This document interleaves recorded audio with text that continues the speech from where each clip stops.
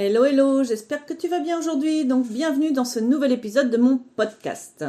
Alors, je suis ton coach qui te parle et aujourd'hui, on va causer d'un truc super important, en tout cas pour moi, la planification. La planification, c'est une compétence à avoir, que ce soit dans ta vie perso ou dans ta vie professionnelle. Mais comment on fait une bonne planification? Comment on s'y tient? Et comment on s'adapte aux petits soucis de la vie du quotidien? Alors, tout d'abord, il est d'une importance capitale de définir clairement tes objectifs. Ça, c'est la base, en fait. Si tu n'as pas d'objectifs clairs, ça va être compliqué. Tu dois te demander, qu'est-ce que je veux accomplir? Et quand est-ce que je veux le faire? Ces questions ne sont pas insignifiantes, elles sont la base de ton plan d'action.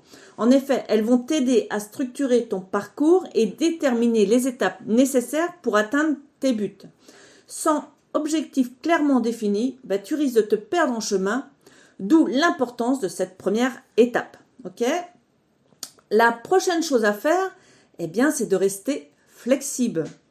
La vie, elle est pleine de surprises inattendues et imprévues. Et c'est pourquoi il est extrêmement important d'avoir la capacité de s'adapter rapidement à de nouvelles situations. Si tu es trop strict ou rigide dans ta planification, tu risques de te sentir dépassé et anxieux lorsque les choses inévitablement ne se déroulent pas exactement comme prévu. Il est donc essentiel de développer une certaine souplesse dans ta façon de penser et de planifier pour te permettre de naviguer donc avec succès à travers les temps incertains et changeants.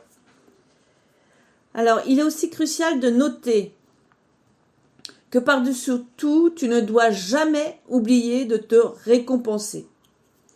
Que tu atteignes de grands objectifs, ou même les plus petits, chaque réalisation est une grande victoire en soi. Il est important donc de prendre un moment pour célébrer ces succès. Non seulement cela renforce ton sentiment d'accomplissement, mais cela sert également de motivation pour poursuivre tes efforts et atteindre les objectifs suivants.